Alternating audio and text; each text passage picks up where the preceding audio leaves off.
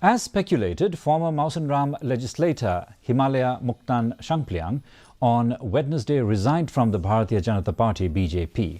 In his resignation letter addressed to State BJP President Ernest Mauri, Shangpliang cited nepotism as his reason for resigning from the party.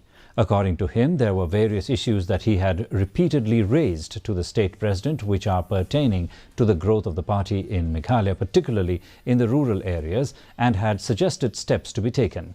Meanwhile, state BJP has reacted sharply to the allegations of nepotism by Shangpliang.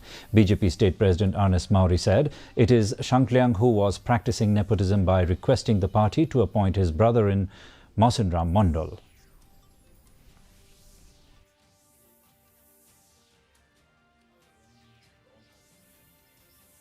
There is no nepotism at all in the BJP. Instead, if you go back to Mausanram, we have appointed the president of Mausanram Mandal. It is his brother. Nepotism is there. On his request, we have appointed his brother as the Mandal president. So where is my nepotism? It is not true. We don't have that system of nepotism in the party. The president of